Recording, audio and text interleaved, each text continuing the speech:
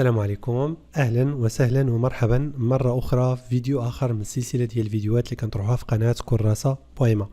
هذه القناه اللي متخصصه في الدروس الموجهه للستاجير ديال التكوين المهني بالخصوص والطلبه اللي عندهم تخصص اقتصاد في لافاك. بالنسبه للموديل ديال لونفيرونمون دو لونتربريز ولا لونتربريز سون انفيرونمون وصلنا الشابيتر نيميرو 5. في هذا الشابيتر دونك غادي نحاولوا يعني من بعد ما شفنا شنو المفهوم ديال لو كونسيبت ولا الكونسيبت دو باز دو لونتربريز، من بعد ما شفنا لو رول سوسيال دو لونتربريز، ومن بعد ما شفنا لا كلاسيفيكاسيون دي زونتربريز، واخر حاجه كنا شفناها جميع هي لي ستركتور دو لونتربريز.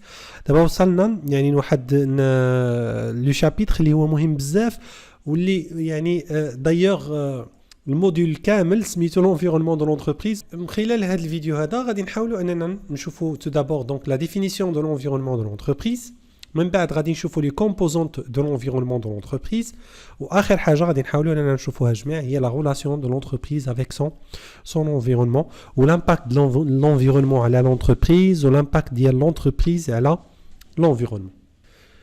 Alors, donc, comme définition, le site web donc emarketing.fr, l'environnement, on peut le définir comme étant un ensemble complexe des facteurs internes et externes qui ont une incidence sur les décisions de l'entreprise et sur l'évolution de son activité.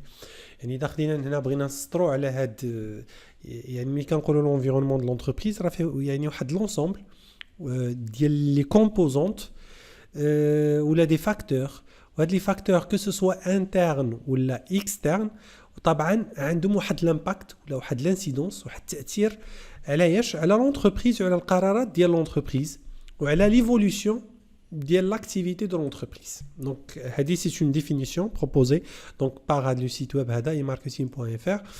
طبعا اذا بحثنا سور انترنت غادي نلقاو واحد المجموعه ديال لي ديفينيسيون، مي هاد لا ديفينيسيون هادي كتسمح لنا اننا يعني نستخرجوا هاد لي زيليمون هادو بان عندنا اون اونتربريز او سونتر وهاد لونتربريز il est entouré de son environnement وغالبا هاد l'environnement il est décomposé en deux parties. عندنا ميكرو environnement وعندنا ماكرو environnement. Donc l'entreprise il se retrouve يعني immédiatement en contact avec son micro-environnement. حنا غادي نشوفوا لي كومبوزون ديال هاد الميكرو-environnement ومن بعد هاد يعني هاد الميكرو-environnement راه il est en contact يعني avec un macro-environnement avec ses composantes اللي غادي نشوفوهم جميع من بعد. هنا الفكرة هي بالأساس هو أن ملي كنخلقوا مشروع ولا ملي كنأسسوا شركه ولا اي تنظيم كما بغى يكون، ففينالمون داك التنظيم ولا داك لونتيتي ولا داك الشركه ولا داك المشروع ففينالمون راه غادي يكون موجود في واحد الوسط، في واحد المجال، وداك المجال بالضروره عنده تاثير على داك الشركه ولا داك يعني لونتيتي، وداك لونتيتي ملي كتدخل لذاك المجال حتى هي كيكون عندها تاثير في داك الوسط. وهنا غادي يعني مي غادي نوصلوا داك لا بارتي شنو هي العلاقه اللي كاينه بين l'environnement et l'entreprise. يعني غادي نجاوبوا exactement quelle est la nature de la relation entre l'entreprise et son environnement. Donc هذا فيما يخص la définition. Donc غادي نشوفوا la définition de macro-environnement. Alors macro-environnement bien évidemment غادي يكون il peut se définir comme un ensemble d'éléments ou là de facteurs bien évidemment externes d'ordre général qui influence sur le comportement, qui influence le comportement de l'entreprise. وهنا غادي نهضروا على لي كومبوزونت ديال هذا الماكرو انفيرونمون. ملي كنقولوا الماكرو انفيرونمون جينيرال فاحنا كنهضروا على هاد السته ديال لي كومبوزونت واللي يمكننا اننا نختصروهم في واحد الكلمه اللي كنسميوها بيستل. دونك فيما نهضروا على l'environnement de l'entreprise plus exactement فيما نهضروا على الماكرو environnement de l'entreprise، تفكروا هاد الكلمه هاديه غادي تلقاوها بزاف، غادي تلقاوها في الماركتين، غادي تلقاوها في يعني في l'environnement في l'organisation. يعني هاد اشاك فوا فيما كنبغيو ندرسوا المحيط ديال الشركه فاحنا هاد بيستيل يعني غادي نلقاوها. ملي كنقولوا بيستيل بي ديال بوليتيك، او ديال ايكونوميك، اس ديال سوسيال، تي ديال تكنولوجيك، او ديال ايكولوجيك، او ال خلاص ديال ليغال. دونك هذا اللي كنقصدوا به بيستل. يعني كل حرف ستان اكرونيم، كل حرف كنقصدوا به واحد الكلمه باش نذكروا. دونك مثلا هنايا شنو كنقصدوا بهاد بيستل؟ فاحنا كنقصدوا ان كاين ان environnement politique, un environnement macro politique, كاين un environnement économique, كاين un environnement social, كاين un environnement technologique, واحد اخر écologique واخر légal. وهاد لي زونفيرونمون عندهم واحد التاثير، حنا غادي نشوفوه دابا من خلال واحد المجموعه ديال الامثله، عندهم تاثير على هاد الشركه. وتاش الشركه كما قلت لكم يعني ملي كتدخل لهاد المجال هذا كتمارس واحد التاثير ديالها على داك المجال. مثلا إذا خدينا l'environnement politique، هنا كنهضروا باغ اكزومبل على الكليما بوليتيك، النيفو ديموكراتيك، لا جوستيس ايتترا. في واحد المجال اذا كانت فيه العداله فاوتوماتيكمون داك الشركه غادي تطور، وملي غادي نستثمروا في داك الشركه ولا داك الشركه ملي غادي تستثمر فهي ما يكونش عندها مشكل في داك المجال ان شي واحد غادي يجي ياخذ لها حقها. دونك دائما كاين داك العداله اللي الفيصل بين هاد يعني بين داك المجال وهاد الشركه. كذلك لو كليما بوليتيك، طبعا الشركات الكبار ملي كيبغيو يمشيو يتانستالو في شي دوله معينه فهم كيدرسوا هذا المناخ السياسي كي داير في هذه الدوله. اذا كان كاينه واحد لا ستابيليتي هذا الشيء كيشجعهم انهم يستقروا. اذا كان واحد المناخ اللي هو غير مستقر فاوتوماتيكمون هادشي ما كيشجعهمش على الاستقرار في داك الشركه. وبهذه الطريقه كما كتشوفوا معايا بان لونفيرونمون بوليتيك عنده تاثير على القرار، وراه شفناه في لا ديفينيسيون ديال لونفيرونمون، عنده تاثير على القرار والقرارات ديال الشركه. بحال اون انتربريز مثلا اوروبيان اللي باغا تستثمر في افريقيا في شي دوله في افريقيا باغ اكزومبل، غادي تدرس هذا المحيط السياسي وغادي تشوف واش غادي ياثر على المشروع ديالها ولا ما ياثرش على المشروع ديالها. يعني من بين الدراسات اللي غادي ناخذوهم في عين الاعتبار واللي غادي يداروا باش ناخذوا القرار ديال واش نستقروا ولا نستثمروا في ديك الدوله ولا ما نستثمروش. لا ميم شوز لونفيرونمون بوليتيك، كنهضروا على تو دو كرواسونس، لانفلاسيون، كليما دي زافير ايتترا. هاد الدوله هادي يعني كي دايره من ناحيه ديال الاقتصاد، واش كاين واحد النمو، واش اقتصاد واقف، كاين ركود. هادشي كامل كيأثر في القرارات اللي غادي تاخذهم الشركه قبل ما تستثمر في واحد المجال معين. كذلك دونك عندنا l'environnement social. L'environnement social, la démographie, la culture, les valeurs, l'éducation. هنا مثلا من ناحيه ديال التعليم باغ اكزومبل، اذا شركه مثلا عندها مشاريع في شي حاجه اللي هي جد متطوره، فقبل ما تفكر انها تمشي تستثمر في واحد الدوله غادي تدرس هذه المساله ديال التكوين، كي داير التكوين في ذاك المجال، واش الناس يعني كيقراو مزيان، واش عندهم واحد لا فورماسيون اللي هي مزيانه. وهذا الشيء كامل كيشجع الشركات انهم يجيو يستثمروا، وكيشجع حتى واحد النوعيه ديال الاستثمار بحال مثلا الشركات ديال التكنولوجيا ما يستثمروش في واحد الدوله اذا كان المستوى الدراسي طايح ولا المستوى التعليمي عموما طايح. يعني هنا هذا لونفيرونمون، كنهضروا على لونفيرونمون سوسيال. كذلك مثلا لا ديموغرافي، نعطيكم ان اوتر اكزومبل، نمشيو من جهه واحده اخرى. مثلا شركه كدير منتوجات اللي هي موجهه للاطفال الصغار، ما غادي تمشي تستثمر ولا تبيع المنتوجات ديالها بواحد القوه في واحد الدوله اللي فينالمون داك لو تو ناتاليتي، عدد الولادات قليل بزاف. يعني غادي نمشي تستثمر غير في الدول ولا المجال اللي هاد لو تو ناتاليتي زايد، هاد المعدل الولادات زايد كبير. علاش؟ لان بالضروره المنتوج ديالها فهو موجه للاطفال الصغار. يعني هنا هذه الفكره ديال هذا لونفيرونمون، واحد المجموعه ديال العوامل، نونسوم دو فاكتور يعني كي امباكت ولا كي انفلونس لا ديسيزيون دو لونتربريز. دونك هذه المساله هذه مهمه انكم يعني تفهموها بهذه الطريقه هذه. كذلك غادي نشوفوا لونفيرونمون تكنولوجيك. alors ملي كنقولوا لونفيرونمون تكنولوجيك فاحنا كنهضروا على طو ديكيبمون، لو نيفو داكسي على الانترنت، لا ريشيرش سيونتيفيك ايتترا. دونك مثلا شركه عندها اون ابليكاسيون ولا عندها واحد السيت ويب ولا عندها واحد اللوجيسيال، وداك اللوجيسيال كيخدم بالانترنت، فاحنا ما غنمشيوش نقترحوه في واحد الدوله اللي لاكسي للانترنت قليل ولا الدي بي ديال الانترنت قليل ايتترا. دونك هادشي كامل عنده تاثير. لونفيرونمون ايكولوجيك لا ميم شوز، هنا كنهضروا على الريسبي دو لونفيرونمون ديال ليكولوجي.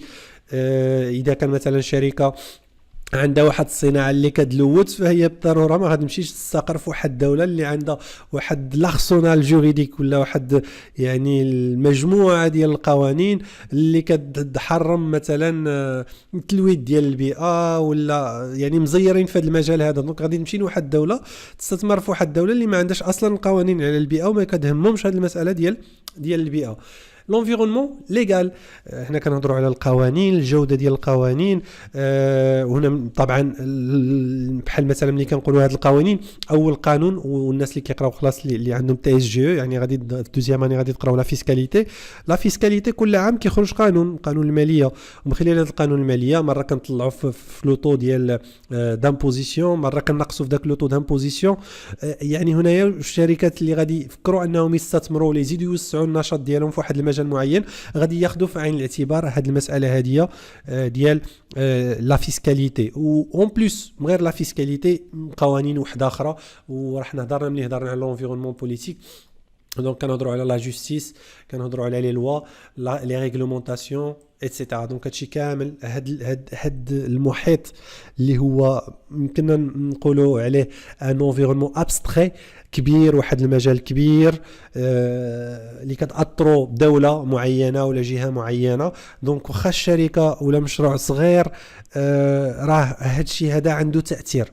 وغادي ناخذ غير داك ليكزامبل باغ اكزومبل اللي كان مثلا في 2016 اللي كان تري سيليبر، ديال ملي خرج القانون ديال زيرو ميكا باغ اكزومبل. فراه واحد المجموعه ديال الشركات كانوا خدامين كينتجوا داك الميكا، خرج قانون في البرلمان صافي خصو يطبق.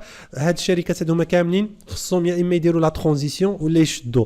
دونك هنا مبين يعني كيكون كيفاش ان هاد الماكرو انفيرونمون انديريكتومون راه عنده تاثير على الشركه. دونك هذه هي الفكره ديال هاد الماكرو انفيرونمون. غادي ندوزو الميكرو انفيرونمون.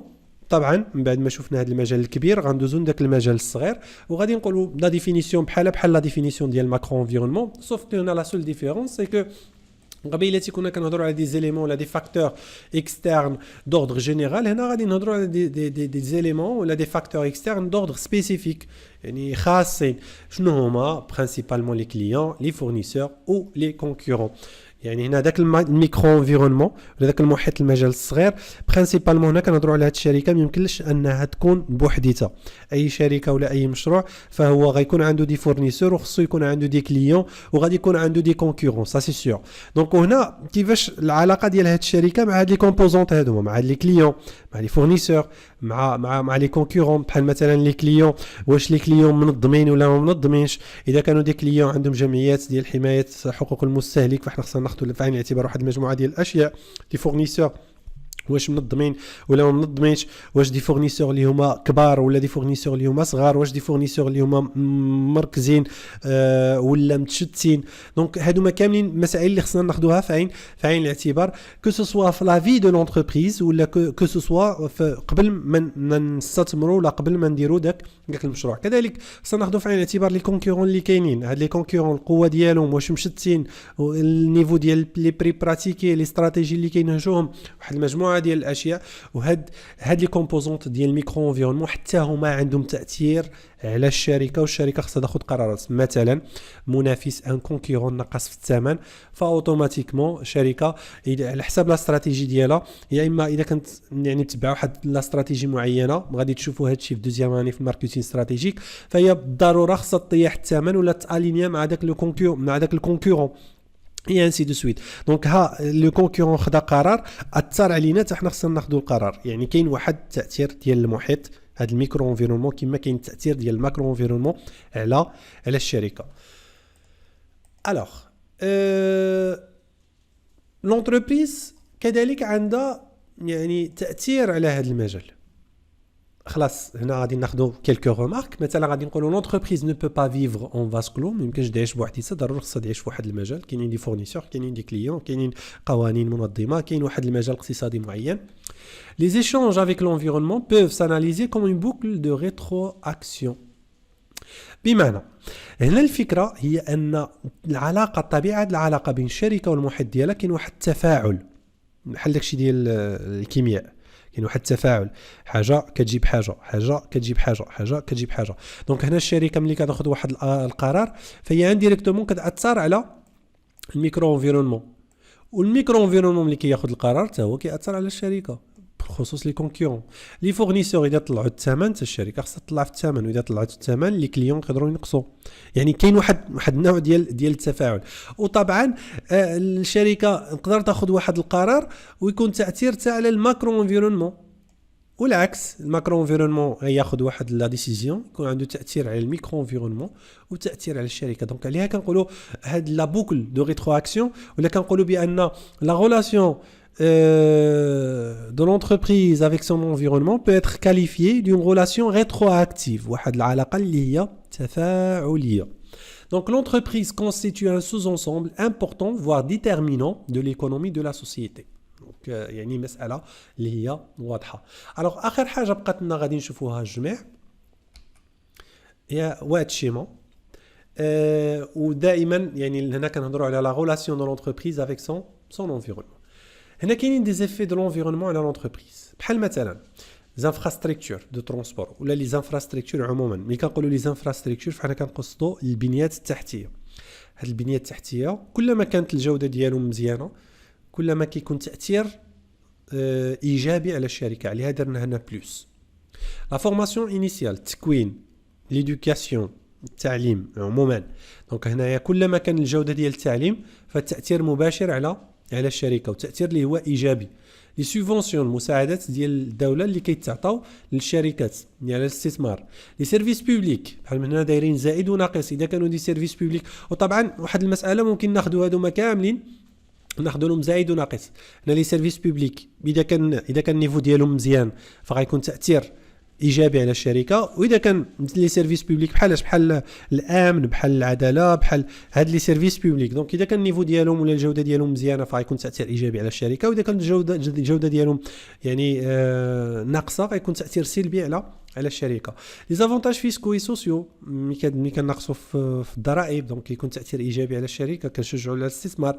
ليفوليسيون دو لا سوسيتي المجتمع كيفاش ان المجتمع اذا تطور راه هذاك التطور ديال المجتمع عنده واحد التاثير على هاد الشركه. وهنا طبعا هذا التطور تو ديبون دو ليفوليسيون واش واحد ليفوليسيون في لو سونس اللي هو بوزيتيف ولا في لو سونس نيجاتيف. لي زيفوليسيون تكنولوجيك التطورات التقنيه. ليفوليسيون ليجيسلاتيف التطور ديال القوانين. ليفوليسيون ايكونوميك لا ميم شوز. و لا كونكورونس حتى المنافسه كما هضرنا عليها حتى هي عندها تاثير على يعني الشركه. و لونتربريز عندها كذلك دي زيفي على لونفيرونمون. بحال مثلا ملي كنخلقوا مشروع جديد ولا كنأسسوا شركه جديده لا كرياسيون دومبلوا كنخلقوا دي بوست دو طرافاي دونك تاثير ايجابي. ليكسبورطاسيون ملي كان اكسبورتيو دونك تاثير ايجابي. ملي كنخلصوا لي زامبو داكور دونك تاثير ايجابي الفيرسمون دامبو. علاش؟ لان هاد لي زامبو هادومايا غادي تستعملوا ليطا باش تطور البنيه التحتيه باش تطور من الخدمات العموميه باش تطور واحد المجموعه ديال الاشياء. دونك اوتوماتيكمون التاثير اللي هو ايجابي. افي دونترينمون سور ليكونومي لوكال. لان هنايا ما عرفتش واحد المساله واش كتردوا لها البال ولا لا. بعض المرات ملي كيجيبوا في التلفاز هذه روبورتاج كيقول لك خلقنا واحد الشركه تاسست وكاين 1000 مشروع مثلا 1000 بوست دو طرافاي اللي هو مباشر وواحد 2000 و 3000 بوست دو طرافاي اللي غادي يتخلقوا انديريكتومون غير مباشر. هنا مثلا هما لي زيفي دونترينمون سور ليكونومي لوكال. لان مثلا واحد الشركه مشات لواحد المدينه مثلا ما فيهاش شركات مدينه صغيره وخلقت 1000 منصب شغل. دوك 1000 منصب شغل كاينين الناس اللي من داك المنطقه اللي غادي يشتغلوا في داك الشركه وكاينين الناس اللي غيجيو مناطق واحده اخرى. دوك الناس اللي غيجيو مناطق واحده اخرى خصهم يكريو خصهم يشريو تما غادي يستهلكوا تما وهذا الشيء كامل غادي يخلق واحد الرواج في داك المدينه الصغيره. دونك عليها كنقولوا لي زيفي دونترينمون سور ليكونومي لوكال. لينوفاسيون ابداع داكوغ الاختراع. لامبورطاسيون تاثير سلبي ملي كان امبورطيو هنا لذاك الميزان الاداءات يعني كيكون واحد بلو اكزاكتومون لا بالونس كوميرسيال الميزان التجاري. دونك ملي كان امبورطيو راه بالموان ملي كان اكسبورطيو راه بالبلوس. بوليسيون التلوث ديال البيئه سي نيجاتيف. كونكورونس كما هنا عندنا الكونكورونس كتاثر على الشركات الشركه ممكن تاثر على لا كونكورونس. ديستريكسيون دومبلوا خلاص تاثير اللي هو سلبي. دونك يعني هاد الشيما كي ريزومي براتيكمون كل شيء اللي عنده علاقه بالانفيرونمون دو لونتربريز ولا التاثير ديال الانفيرونمون على لونتربريز ولا التاثير ديال لونتربريز على سون انفيرونمون. دونك هذا فيما يخص الفيديو ديال اليوم. يعني حاولنا اننا نشوفوا ثلاثه ديال العناصر. on a proposé une définition de l'environnement de l'entreprise. On a expliqué quelles sont les composantes de l'environnement de l'entreprise et finalement, on a essayé de détailler et d'identifier la nature de la relation entre l'entreprise et son environnement. Donc هذا فيما يخص الفيديو ديال اليوم. نتمنى انكم تكونوا استفدتوا معنا بزاف. اذا كان عندكم شي سؤال ولا شي حاجه ما واضحاش نتمنىكم انكم تخليوها لنا في لي كومونتير. ومن هنا الفيديو القادم نتمنى نلقاكم بالف الف خير.